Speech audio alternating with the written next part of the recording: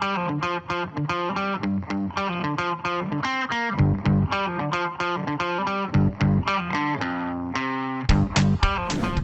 everyone, this is Zach Como, Executive Editor of CE Pro. Today I am joined by Andrew Lindsey, the Product Manager of MartinLogan. Andrew, thanks for joining us. Hey, thanks for having me. Andrew, so why should integrators consider recommending multiple subwoofers in home theater systems rather than just one single subunit?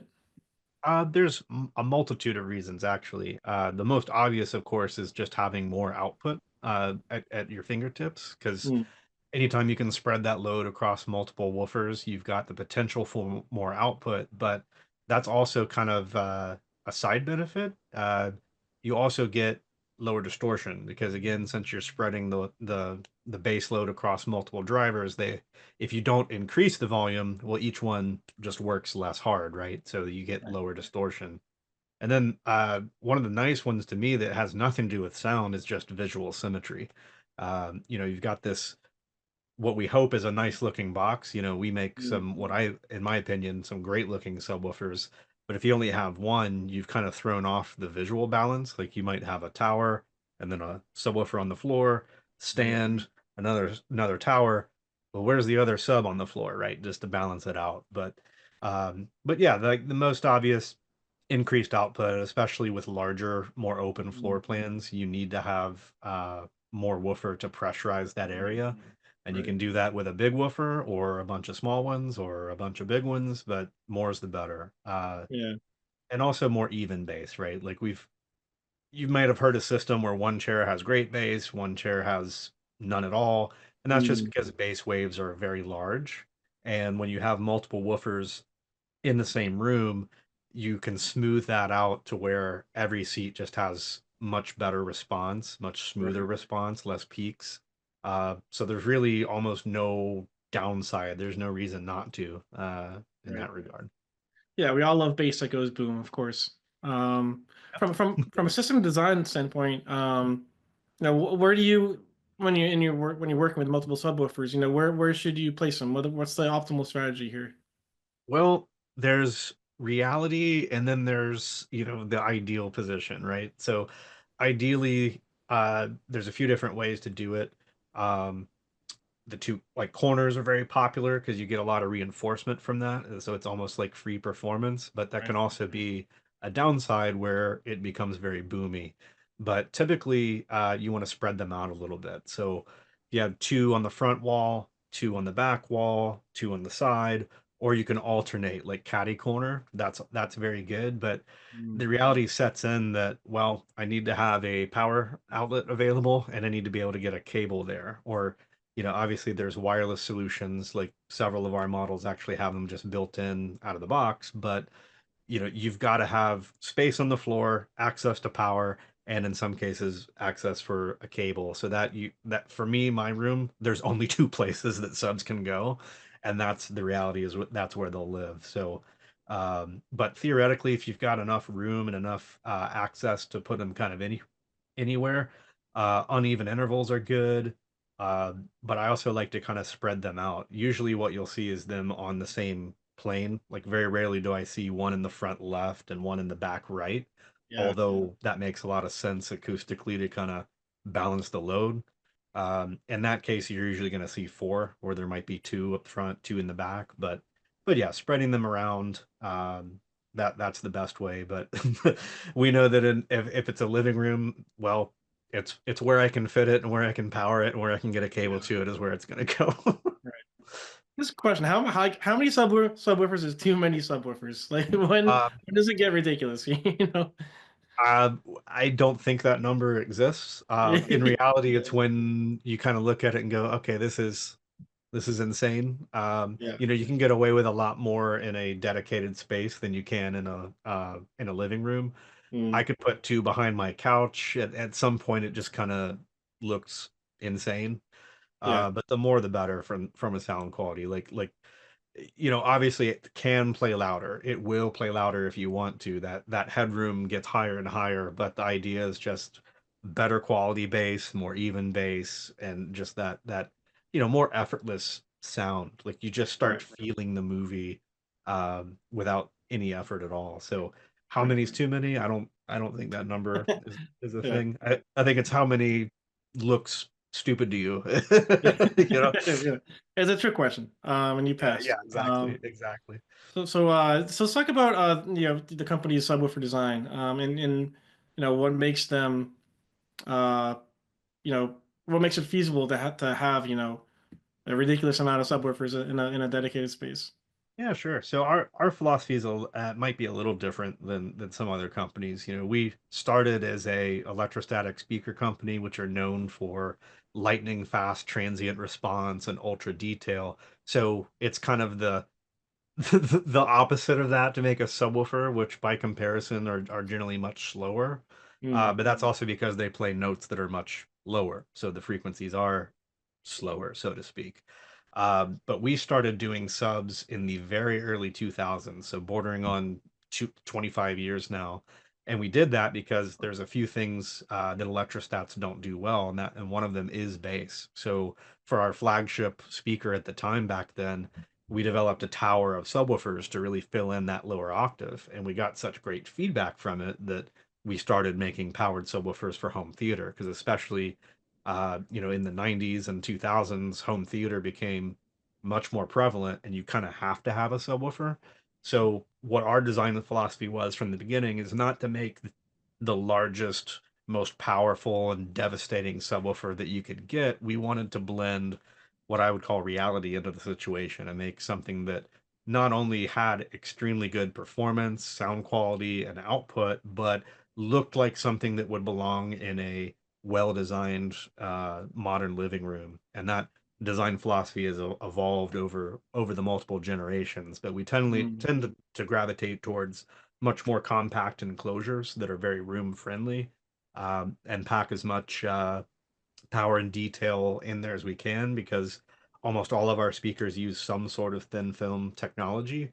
So you want to have a high quality bass to go with it, so that you don't have lightning fast transients on your treble, and then you have this by comparison muddy bass to go with it. We don't want to ruin yeah. that experience. So, Right. but yeah, we're all about high performance compact design is really our go to. Yes, let's talk about some of these models. You Yeah. guys have a few 10-inch models like the Dynamo 10, the Abyss 10. How are these different in terms of design intent and performance? So great question, because we just came out with six new models over the past roughly 6 months or so. And we've been asked that question a lot, right? Because we have an Abyss 8, we have a Dynamo 10, we have an Abyss 10. Like, what is the difference? And the Abyss models, you may notice, have three drivers on them. They have two passive radiators on the side and a forward firing active driver.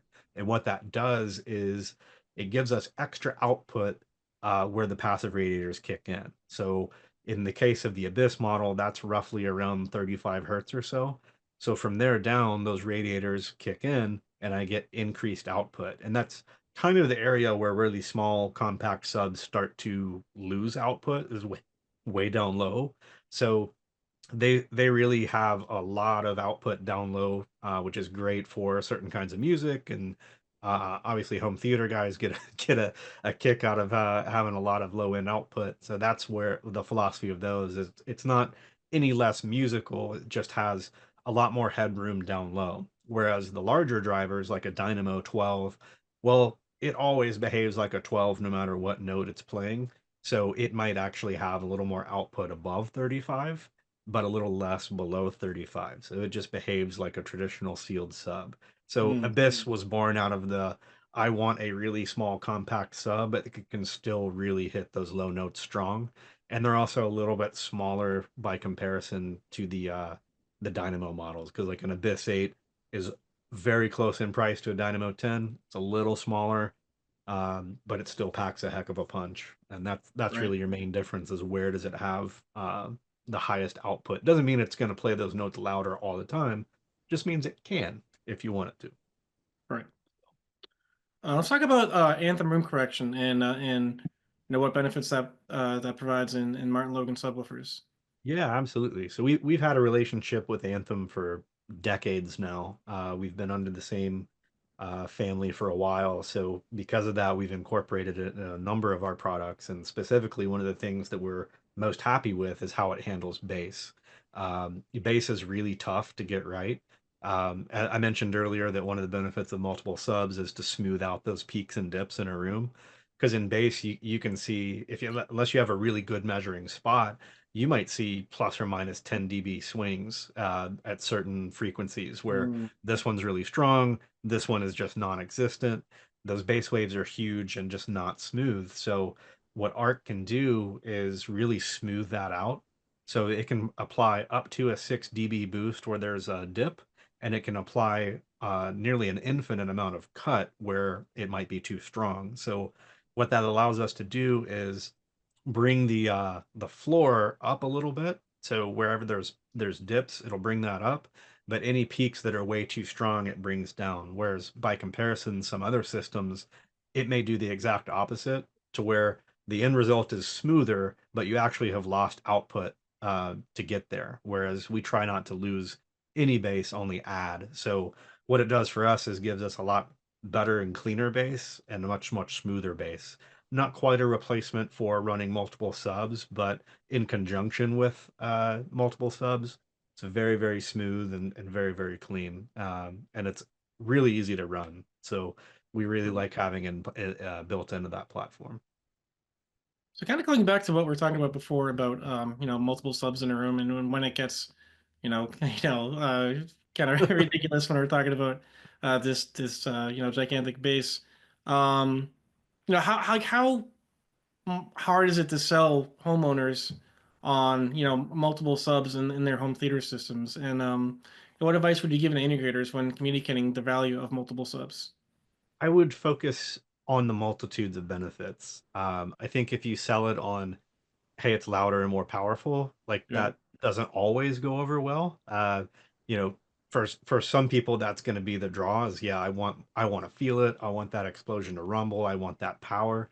But there's so many other benefits, right? Like better sound quality, uh, less stress on the actual subwoofer itself. But aesthetics is huge. If there's one Mm, shift in the industry I've seen, because I've been doing this for, oh gosh, like 25 some odd years now, aesthetics seem to matter a whole lot more than they did a long time ago. yeah. So that visual symmetry is one of the biggest, right? Like unless I'm hiding them away or they're otherwise completely concealed from sight, I have to live with those on a daily basis. And the fact that I have this nice, seamless, uh, symmetrical look in my room, that's important. But there's no downside. Obviously it costs a little bit more, but you're never going to regret it. I mean, I Mm.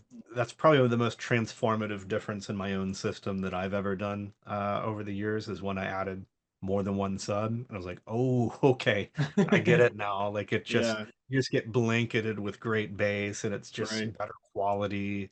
And Right. of course, if you want to get aggressive on the volume knob, you can, and Yeah. you just Yeah. have Yeah.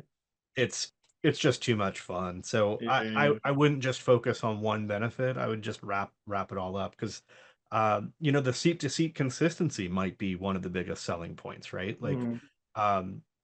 I have a small family, it's just me and my wife. So is it easy to get two seats to sound good? Yeah, but especially Yeah. for these media rooms or larger families, larger living rooms, being able to have a good experience in every seat makes all the difference, right? Because why would you want to make the investment in this audio system and then not everybody gets to come along for the ride? So, Right. having that smooth bass in every seat and the better performance for everybody is huge. And yeah, that I would hit every single point. I mean, there's just no downside, right? Right. So when Andrew Lindsay turns up the knob, what's he listening to, or what's he watching? Oh man, I'm mostly music and movies. I am a big gamer, but I've kind Mm. of moved. I have to kind of go in my office with headphones now Yeah. because Yeah. but Right. but we're mostly watching movies and music. I've always really been into the surround experience. So anytime something comes out that just has a killer surround mix is a lot Mm. of fun. I'll also tell you I've gotten into multi-channel music too. Ah. So several streaming services, even like Apple Music on your like Apple Yeah. TV.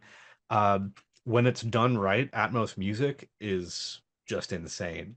So I Yeah. found myself really getting into listening to music again with all channels involved, and Right, right, right. some of it makes no sense.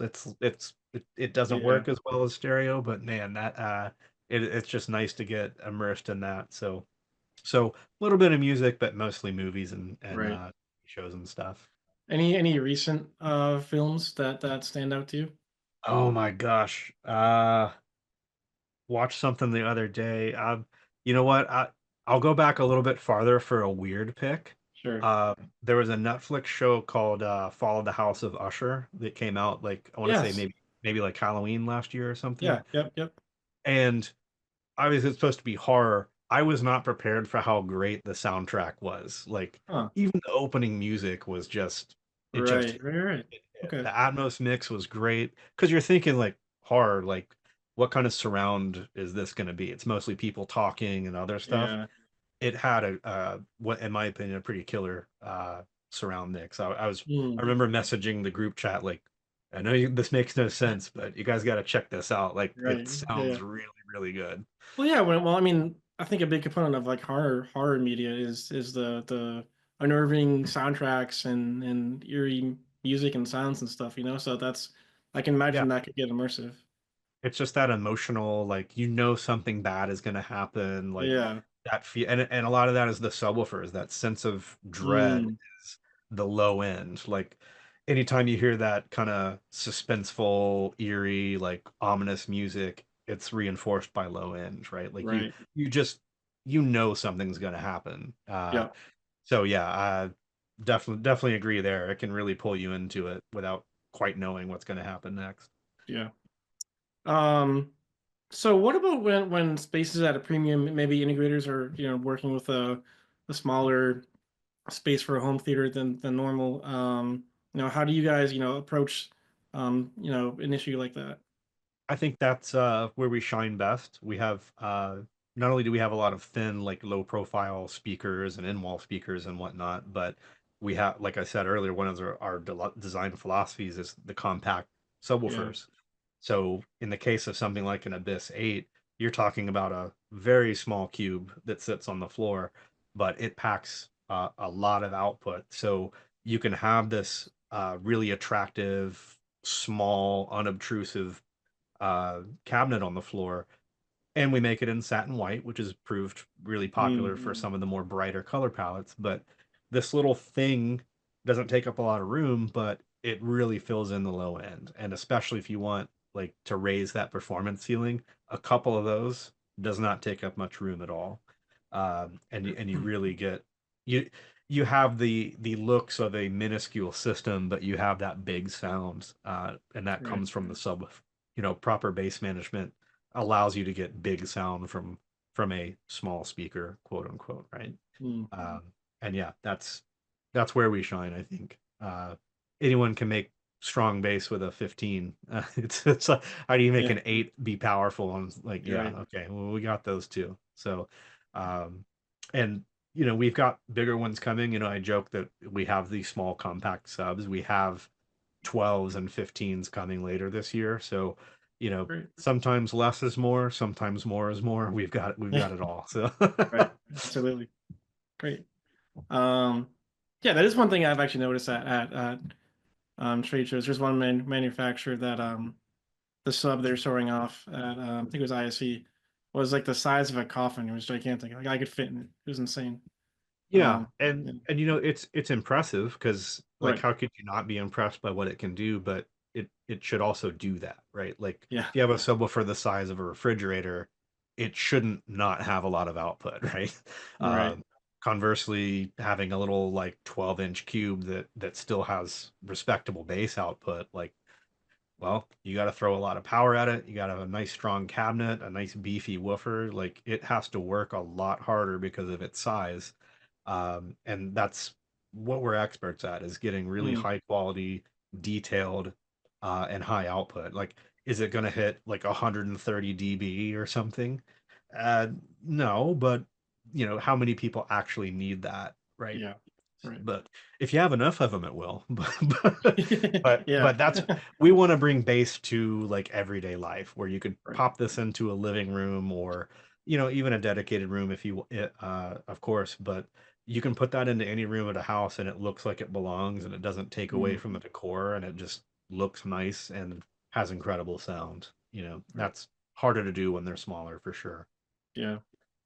If you, representing Martin Logan, could, debunk, a myth about subwoofers and, high-end sound systems, what would that be, and why do you think that persists? Oh man, this one's a fun one. Like you mentioned, at trade shows, people will highlight the big subs. I almost guarantee that that demo was on home theater, wasn't it? Yeah.